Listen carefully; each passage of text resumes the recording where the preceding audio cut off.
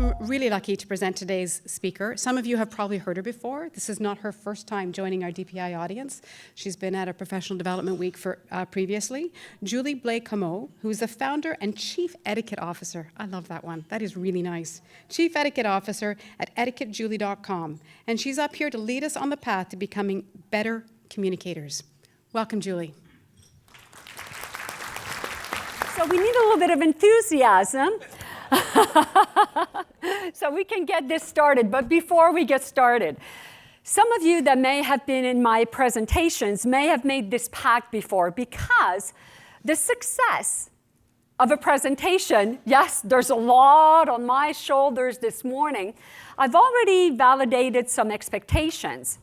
But what I do know as a participant, a lot of the times, the big moments for me don't just come from that presenter at the front, but from somebody in the room. So let's make a pact. Who's been to Vegas before? Oh my, most of you. It's on my bucket list. I haven't been there yet, but I'm hoping to. From what I understand, when you get to the airport, when you huddle in your hotel room, before you go out there on the strip, people make a pact. And they say, whatever happens in Vegas stays in? Okay, this morning, so that you can participate freely. And we may call this a safe learning environment, so everybody can ask their questions. We're going to say, whatever happens at DIP stays at? DPI, excuse me. Whatever happens at DPI stays at? DPI, okay. And you all know I'm an etiquette expert, and I am not handing out etiquette tickets this morning, so you can relax. Let's get started with Albert Einstein. And when I look at this little quotation, I fear the day that technology will surpass our human interaction. The world will have a generation of idiots. And then when I look at you, I know that we're in good hands. We are in good hands because you are IT professionals that have heart. And that is the goal this morning, to understand that successful communication is always, always, always H2H, human to human. Ask any team, hockey, even the Winnipeg Bombers, their biggest challenge, and people will say it is communication. Ask any team, any project that you're working on, what's our biggest challenge? And people will say communication. Ask any couple, maybe not yours, but certainly mine. Sometimes I get the impression I talk Martian, and we've been married 32 years. Ask any couple what their biggest challenge is. The answer, the most popular answer, will be communication. Communication is challenging. Communication is not easy. And it's something that's pretty simple. Our objective for today is to define what successful communication is, to understand the influencers, to gain tips, and to say bye-bye confusion, hello clear messaging. Is this what you expected for today? Any other objectives that you may have? Okay, we're good to continue. Everything that I teach, and I've said this to some of you, everything that I teach, you can start to practice right away at coffee break. Everything that I teach, it's not anything that's rocket science, but it is certainly applicable. Now, what is communication? Anybody? By a show of hand. What is communication? Pretty simple, just a few elements. What is communication? Sharing of information? Sending and receiving a message. Three key elements: a sender, a receiver, and in between the two, there is a message. Successful communication only happens when the idea that was in the sender's mind is what the receiver got. Successful communication is not about being a public speaker or an orator. We're not at the theater. Successful communication depends most on the receiver, the adaptation of the message. So it's our responsibility as senders of messages, whether we send our message by phone, by email, on social media, and God knows where else in the next few years. But as the sender, it's our responsibility. Agree? Now, I love astronauts. Lately, I'm fascinated with them, and I will always remember when Chris Hadfield, Commander Hadfield, went into space, and he taught us, c'était très, très subtil about communication. He took out his guitar so we could understand space. Astronauts are outstanding communicators. Talk about rocket science. They're scientists, and they can go into a kindergarten, a class of 5-year-olds, and everybody in there gets their message. And then they go back to NASA, and they talk with their peers. Everybody gets it. And then, when they're in that spaceship up there, some of them are from Russia, Canada, younger, older, different expertise, and they're in that confined space, and everybody's communicating successfully. And then, when Houston, we got a problem, communication from down here to way up there, successful communication. They are, in my mind, outstanding models of successful communication.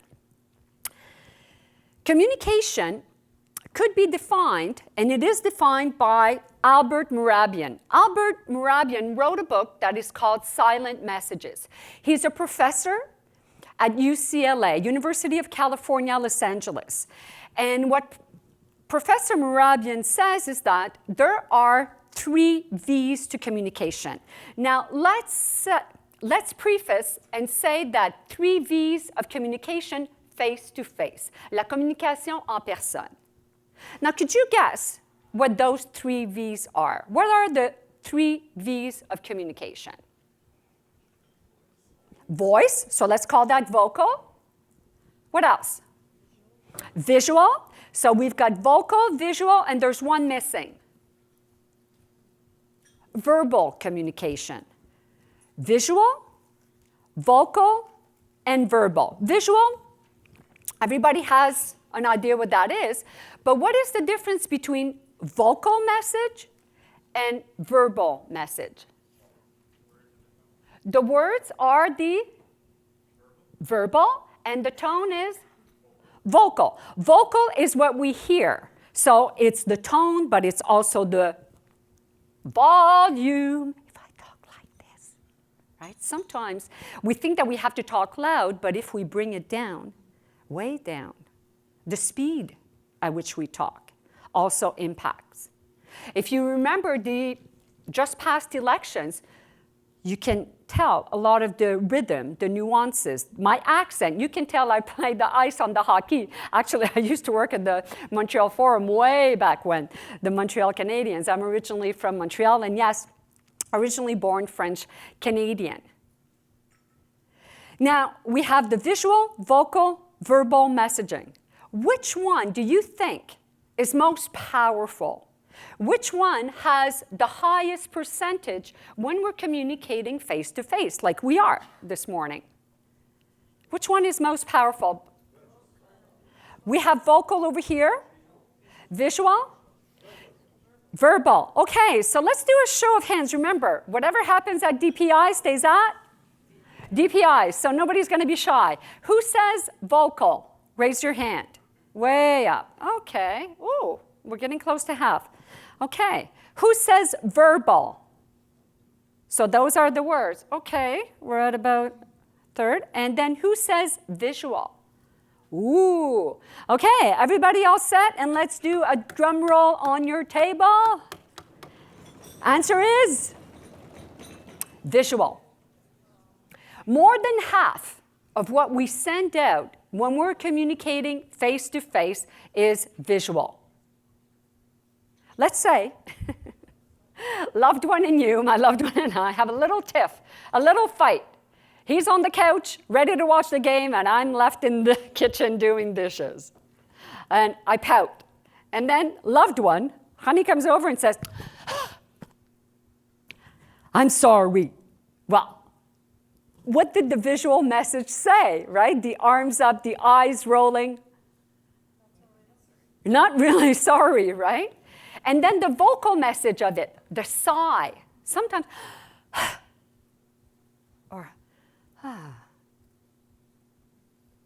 or silence. That sends out a message. So what if a loved one had come over to me and had said, I'm sorry. The words are the same, I'm sorry, but the visual demeanor, the tone of my voice, the vocal, how that person heard it is very different. The 3 V's of communication. Any comments, questions so far? Just to re-emphasize the verbal message, and by looking at these percentages, 55% of our message in face-to-face communication being visual, 38% being vocal, and 7% being verbal, doesn't mean that the words don't matter at all. Let's take a look at this clip. It's the trailer from the movie, The Iron Lady. Anybody saw that movie? Oscar performance by Meryl Streep. Wasn't it great? Just loved it. Let's take a look here. And it's Meryl Streep with 2 image makers, and they give her some tips about communication. See if this resonates with what I just stated. It's just going to wind up. You can see it coming up at the bottom of the screen, and then it's very quick. One simply has to maximize your appeal, bring out all your qualities, and make you look and sound like the leader that you could be.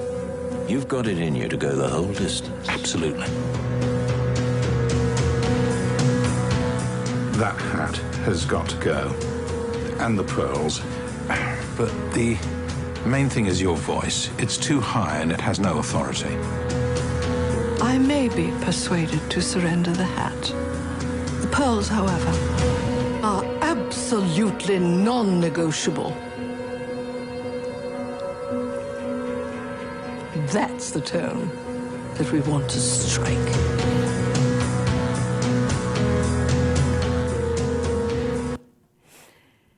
So they talk about the visual image. Back then, my mother, my aunt, my grandmother wanted to be just like Jackie O, and so did Margaret Thatcher by wearing that pillbox hat. So the image maker tell her to lose that. But then what they really focus on is how her voice is pitched really high. So what happens to most of us when we go to present? What happens to most of us when we are nervous? The voice goes up, ee, right?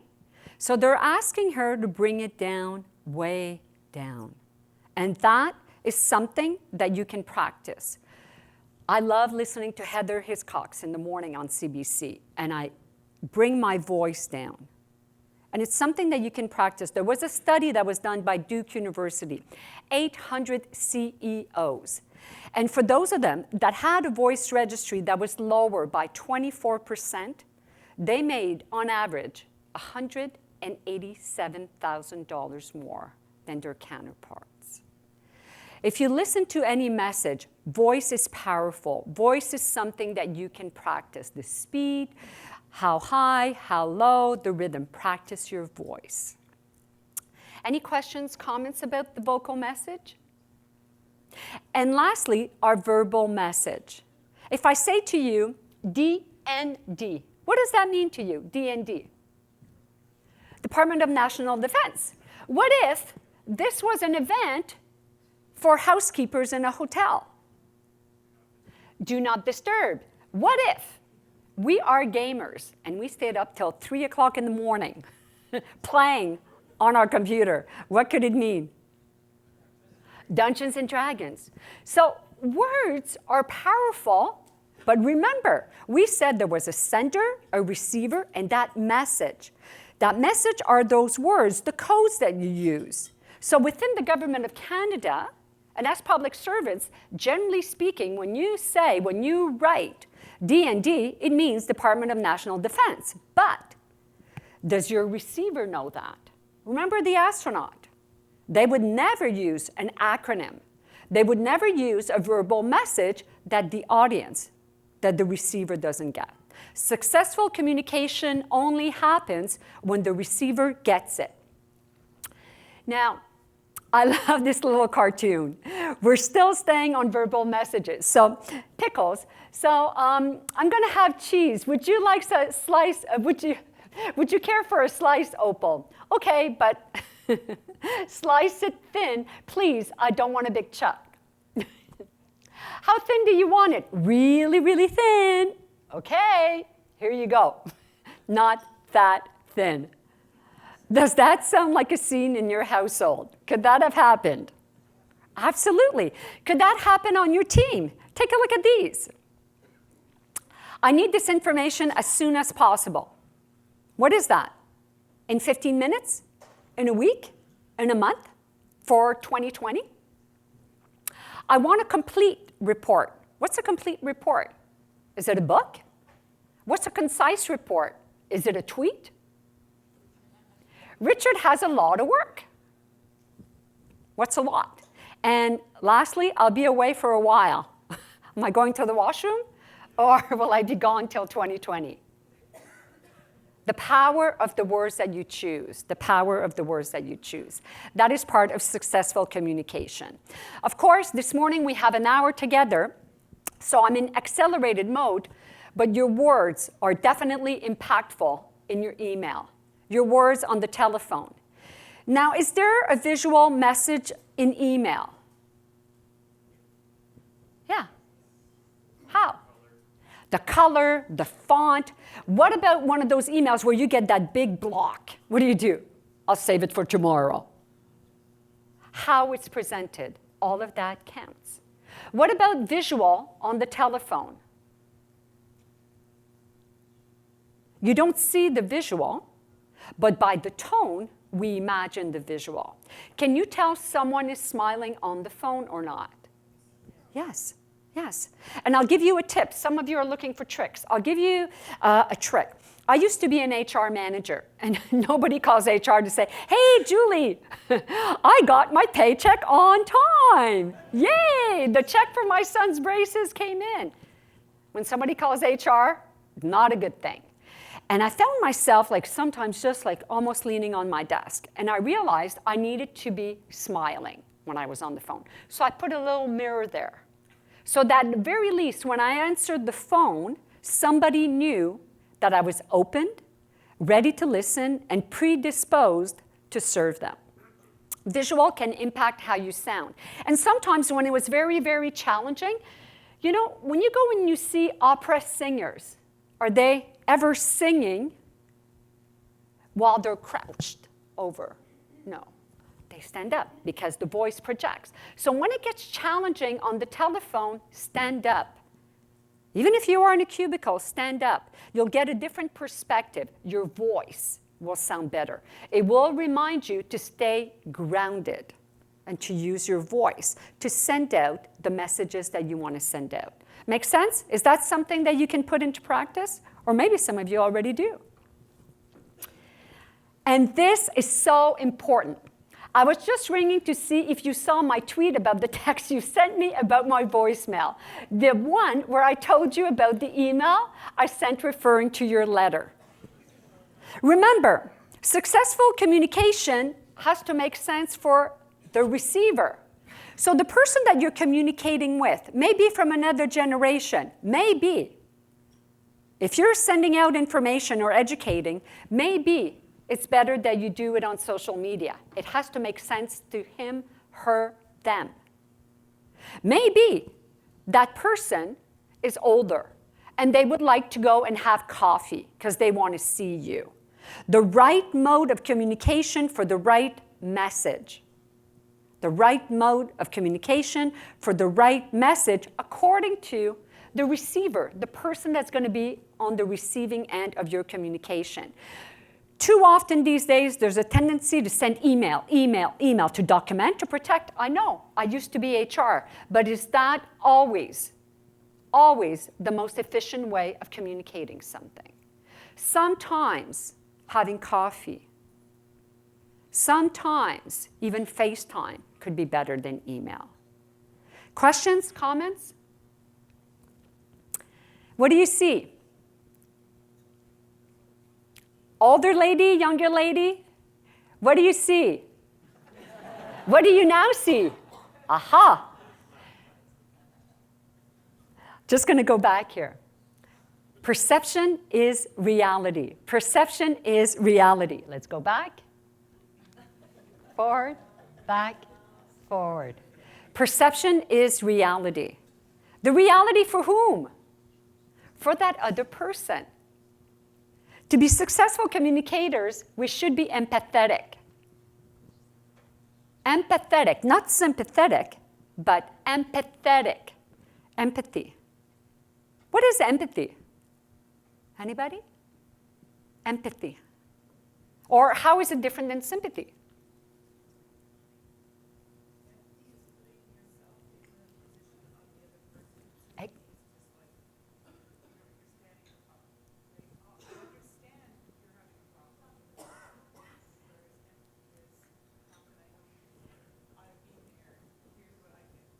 Exactly. I've been there. Here's what I did. How can I help you? That is empathy. Now, number 1, 2, or 3. Which one is empathy? 1, 2, or 3? 2? Who says 2? Absolutely. Absolutely. That is empathy. Do some of you know Brene Brown? What do you know about Brene Brown? She is forceful when she talks. She talks about courage. She talks about vulnerability. She has a TEDx. She was first introduced by Oprah Winfrey. I think her latest book, I just finished reading it, was Dare to Lead. And you will recognize her voice in this video clip about empathy. It's a cartoon, and the voice of Brene Brown will come in as the GOAT. She is a research professor at the University of Houston. So it's just a little video clip, and I encourage you, if you take away anything and you want to bring back to your team, to just say that H2H communication is an empathetic communication, that's probably one of the big takeaways for today. So once again, we're going to rewind the video. You can see that happening, and we'll start.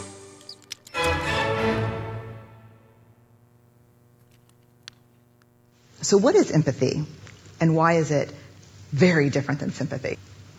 Empathy fuels connection. Sympathy drives disconnection. Empathy, it's very interesting. Teresa Wiseman is a nursing scholar who studied professions, very diverse professions where empathy is relevant, and came up with 4 qualities of empathy. Perspective taking, the ability to take the perspective of another person or recognize their perspective as their truth. Staying out of judgment, not easy when you enjoy it as much as most of us do.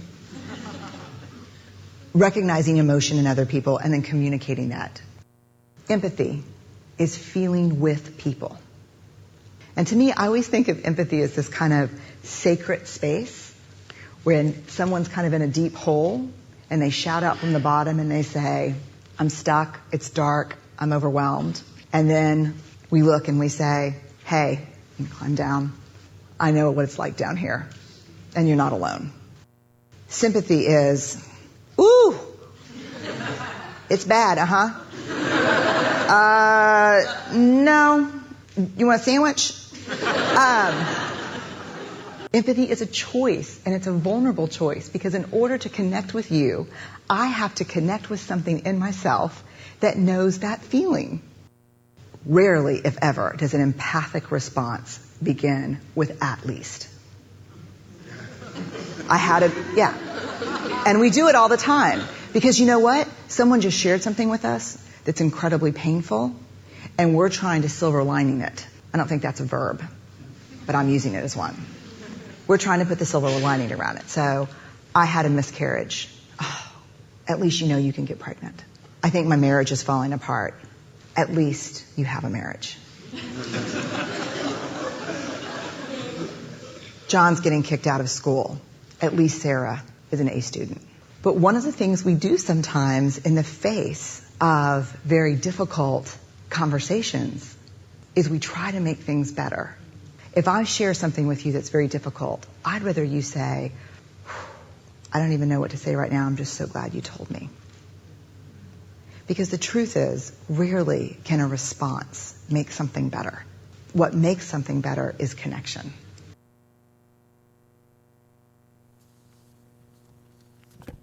Thoughts, comments? Empathy. That is empathy.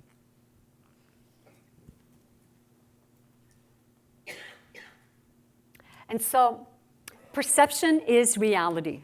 The other person's perspective. Somebody here had said that they wanted to be able to take away a different perspective. How am I doing so far? Thank you. Now, what are some of the influencers of our different perspectives? What are some influencers? What makes it that when I hear something, when I see something, when you hear something, when you see something, that you may have a different perspective? Culture, absolutely, absolutely. And what is culture? What is culture? How would you define culture?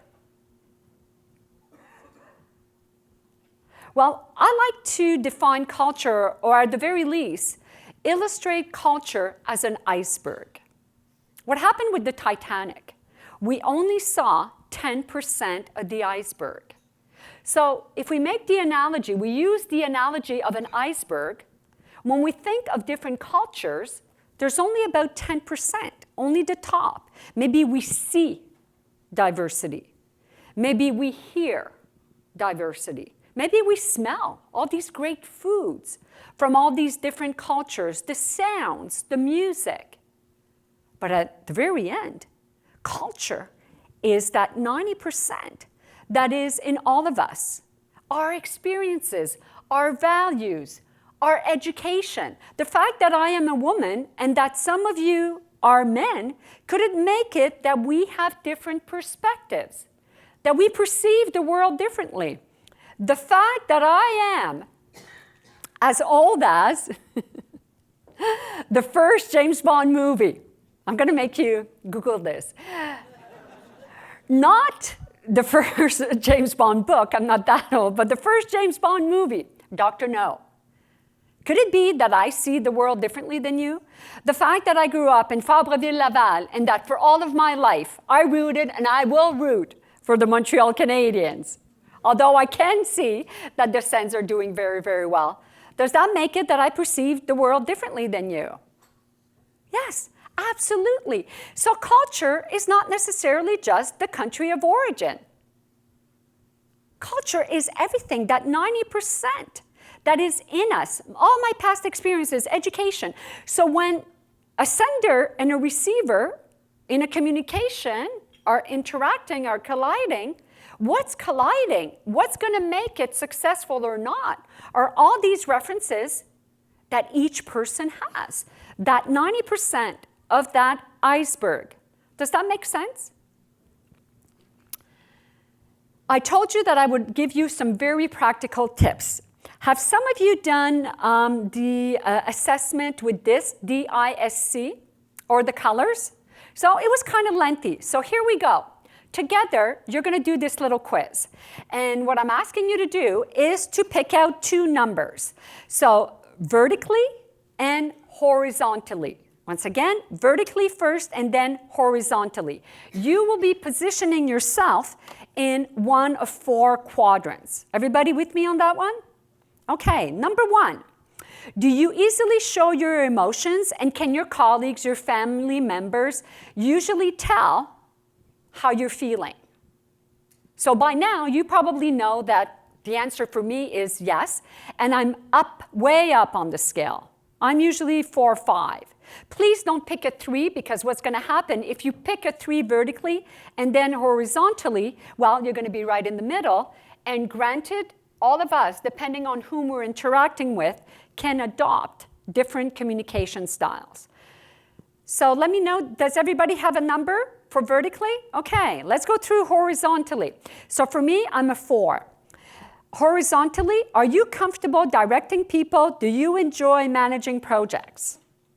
Once again, I'm a 4. So I'm a 4 on the top, and I'm a 4 horizontally. So I know that I am in quadrant number 2. Has everyone identified their quadrant? 1, 2, 3, or 4? Just let me see by a show of your head, nodding, or hands. Okay, so here we go again with another drum roll. And here is the big reveal. You are amiable, expressive, analytical, or directive. How quick was that? And now it's a little bit like I'm going to be a fortune teller. By show of hand, who is analytical? Okay, analyticals, listen up. For you, your motto could be look before you leap. You control your emotions, you tend to ask questions rather than give orders. You're methodical, you appreciate structure, you're focused on accuracy, you act deliberately to achieve the end. And you have to be careful. Others may perceive you as slow-paced, detail-oriented, and sometimes maybe antisocial. And for you, it's all about respect. Who is an amiable? Amiable? Let's work together. You show your emotions openly. You prefer to ask questions rather than give orders. You're a good listener. You value relationships, feelings, and personal security. But be careful. Others may see you as friendly and warm, but not task-focused enough. And for you, it's about approval. Does it resonate, kind of? Kind of? Expressive. Who's an expressive? I'm in that group. Trust me, we show our emotions, we speak assertively, we enjoy sharing ideas and perspective, we like to motivate, inspire, persuade. We're considered visionaries, but others can see us as creative, sometimes impulsive. For us, it's about recognition. And lastly, who's a driver? Get it done. You control your emotions, you speak assertively and clearly, you take initiative, you like to accomplish. Check that list. You prefer to control, you're focused on big pictures, and others see you as efficient, but sometimes maybe not too concerned about feelings and relationship. It's all about results. So it's a very, very quick assessment, but it gives you an idea of what different perspectives could be. And you have to picture this. I am with an analytical. So sometimes at the end of the day, I just want to talk about it and how I felt and all the details, and all he wants is like, what happened? Results. But for me, I want to share. I love to share. So think about the people on your team. Think about your clients. Think about your suppliers. Who could they be? And what would you need to adapt?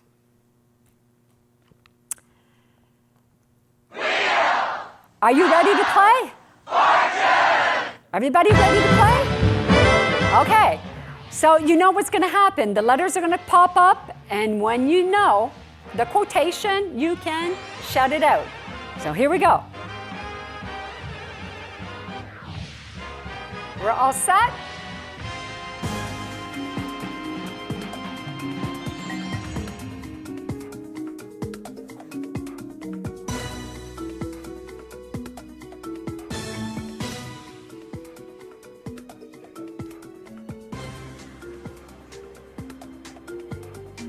People will never forget how you made them feel. Exactly. Exactly. Maya Angelou said that. People will never forget how you made them feel. And that's what it's all about. When you're communicating from a perspective of H2H, human to human, you need to remember the people element. People will never forget how you made them feel.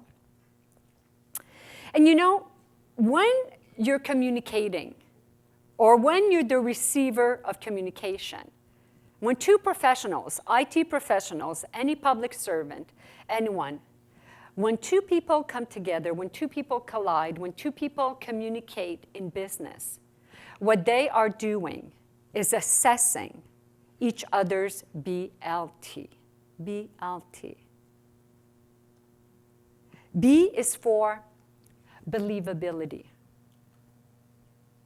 Everybody, you want to work, and they want to work with an IT professional that is believable. What is your visual message saying about believability? What is your vocal message saying about believability?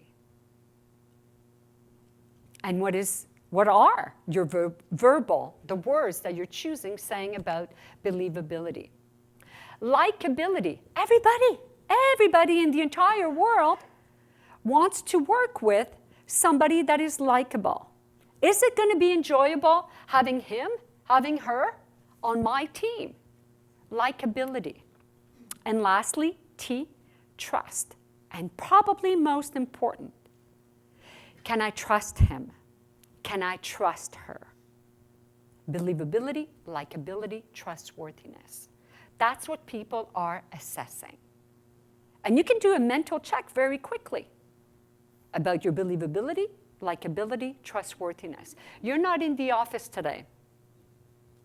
What does your out-of-office email say? What does it communicate about your believability, likability, trustworthiness? Call your voicemail. What's it sending out? Your believability, likability, trustworthiness. That is H2H communication. Comments? Questions? So this is what we committed to today. We said that we were going to define what is successful communication. What would you say? It's like a quiz right now. What is successful communication? Empathetic communication. Understanding. What else? When the receiver has received your message. What influences successful communication? Culture. Culture. And culture is not just a different country of origin. Could be generational diversity. Tell you a quick story. I once did a presentation, Project Managers International. There was the Montreal chapter. Madame Richer, Louise Richer, she was the president over there. And when I talked about culture, I did a full session, a workshop only on cultural intelligence. And she raised her hand and said, you know, what you're saying really resonates with me about culture, about talking about the iceberg. She said, I married the man that lived across the street from me. She grew up in Quebec City. And she said, the first night that we shared together, well, not our honeymoon, but that they lived together. Yeah, successful communication can also happen in the bed, yeah. But we're not going to talk about that this morning. That's not the purpose. But she married that man across the street. And the first night they both came to bed, she looked at him and she said, honey, the light's still on. And the cat didn't go out for the last time. Then he looked at her and he said, well, that's the woman's job. He looked at her, no. She looked at him, no, that's the man's job.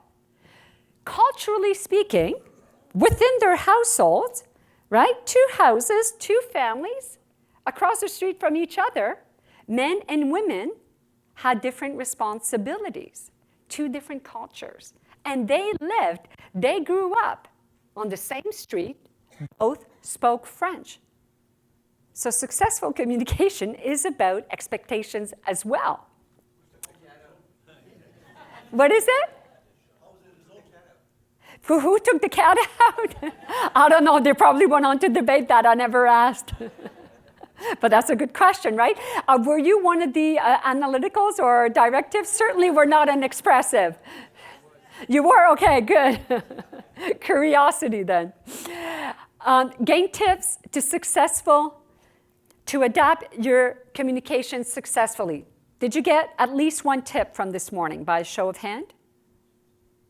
So most people did. Good. And this is only the beginning of our relationship. Should you have any questions, please feel free to reach out to me. Send me an email, pretty easy, julie@etiquettejulie.com.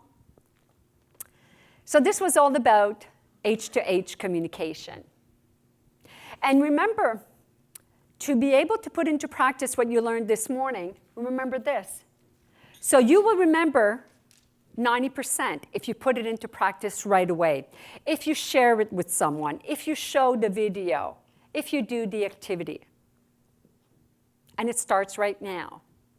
For those of you that would like to purchase my book, I brought a few in French and in English, and should you do so, I also offer a free coaching of 30 minutes.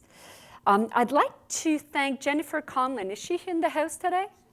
She's not, but I'd like to thank Jennifer. It's because of Jennifer, in part, that I am here today. And I want to thank Danielle and everybody here at DPI. We have a few minutes for a few more questions. We went on a quick version. I sped through from an hour and a half to an hour to make sure that we stayed on time. And so we have time for a few more questions, if anybody has any questions. Sir? There's a mic over there if you'd like to come on up. Well, I'm probably loud enough without it, but well, Gord. So obviously communication has been around for a long, long time. I've been working in the government environment for over 40 years. We still have the issues. So what do you think is the number one, of all the things you explained, what's the number one issue that people are not either receiving or delivering the issue? Because it's still going on. Yeah, it's still going on and it will go on. It's all about expectations. When you are communicating with someone, when you are working on a project, there are 5 important steps: expectation, education, accountability, discipline, reward, and recognition. When we start a project together, when we start a task, when we are on a team together, even when you're onboarding someone, are you taking the time to set expectation, communication expectations? Too often we make assumptions because I know what I know, and I know that person has a similar kind of experience as me, similar degrees, similar education, has been in the government all their lives. I'm very quick to make assumptions. And you know what happens when we make assumptions. So expectations, let's discuss our communication expectations. Do you prefer email? Do you prefer phone? I'm making big generalization, but expectation. And then education. Do I need to educate that person on my expectation? Do they know what I know? Do they use the same processes? Do they use the same programs? Accountability. And this, if you are a leader, if you are a chief, don't wait to get to discipline. Validate expectations. Sometimes you can say, you know, our objective is this, and I'm confiding this project in you. How are you going to go about it? Let's just take a few minutes and touch base. And then, if there's something missing, you can go to education. And then, in accountability, you're going to want to not go to discipline right away. You're going to go and catch them doing something right so that you're going to boost up that trust factor. And then if you need to, discipline, and of course, in the end, reward and recognition. But the biggest mistake is not setting expectations. Does that answer your question? Anyone else? Sir, if you want to come on up. And ma'am, yeah, there's a mic right there. Yeah, you had your hand up? Mm-hmm. Yeah, there are 2 of you. Delay, yeah. I think I can speak loud. No, you know. Oh, okay. I'm sorry. I'm nervous. Anyways, yeah. Why don't you tell us? I should have done that with you. Sorry. Tell us first name, last name, and who you are. Oh my gosh, this is something else. Well, my name is Jesus Cosico, so don't call me Jesus. I'm the sinner. Anyways, I've been struggling with this. The topic is human to human, right? And what's your opinion on how we can meld technology with communications? Because I find it, I am a techie guy, but I see that the progression of technology is way fast. And when you say human to human communication, these are things that cannot cope up, the morals, the whatever. And the technology like teleconferencing, yeah. It's something that the visual, which is one of the major factors, right, is missing. So I've attended teleconferencing and I think like, oh, come on, this guy's not listening. You can tell, right? You don't even see them, and you can tell they're not listening just by the sounds and their level of interaction. Especially when they didn't shut off the voice, yes, the telephone. Yes. So these are the things. Well, of course, looking forward, the WebEx, that's something that we can look forward. But of course, it's still streaming and it's slow motion. So my question to you is, how do we balance that? Like emails. One of the most, I look at it as the, how's this? How do you call it? Abused resource. Yes. when people, we haven't set the groundwork for sending emails. Somebody sends an email and copy furnishes everybody, and everybody responds. Yeah, and that could be a whole other session. I'm Email sorry. etiquette. Email etiquette, but my opinion, if we think about technology, the evolution of technology, and human-to-human, H2H communication, in the end, it's a human that is programming.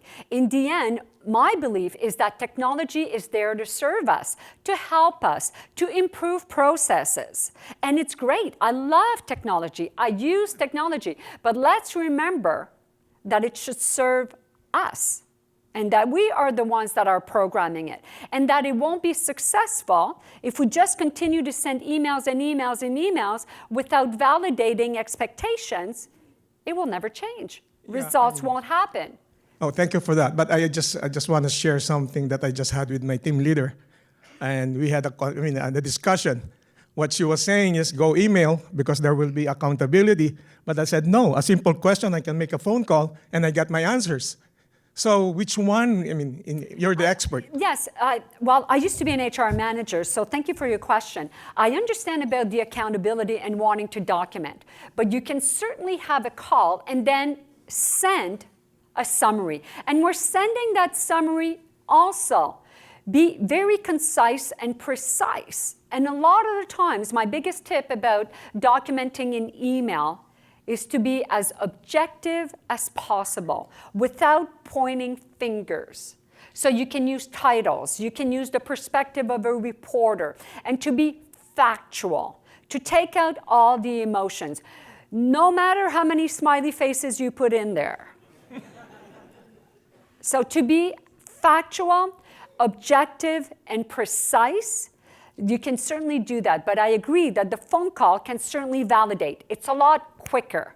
It's a lot quicker. Another email tip that I will give you, when you're signing off, if you're not sending your big signature, if I put Julie, under Julie, I will at the very least put my phone number. Because if we need to have that call in the scenario that you're proposing, well, I don't want to have to scroll all the way down at the bottom of the chain. I'm just going to call right away, just to be a lot more effective and efficient, not I to sure waste hope time. I'm not trying to grab everything. But one last suggestion, maybe I hope there's no senior managers here.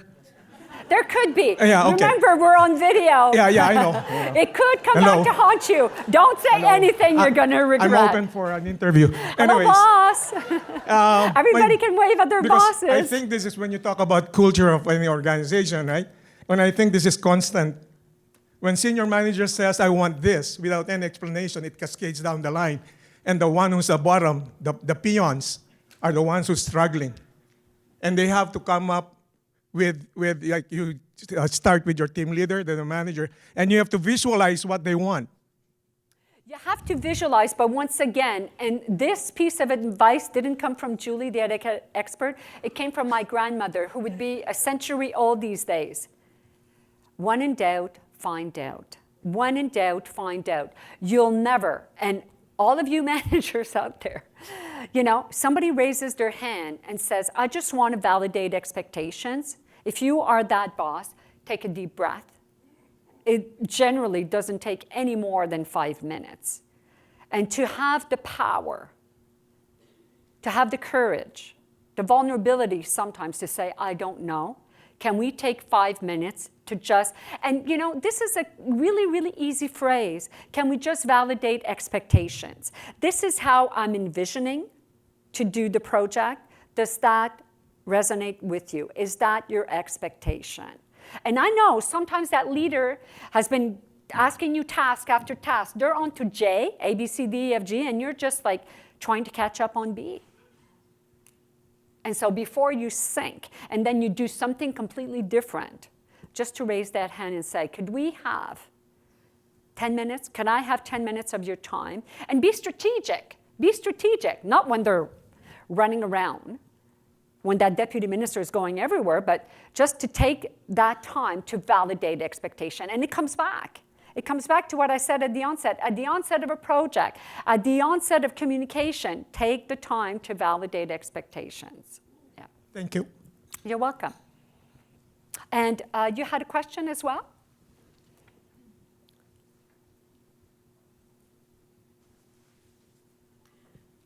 Yes, I think it just was a bit what the gentleman was saying about listening.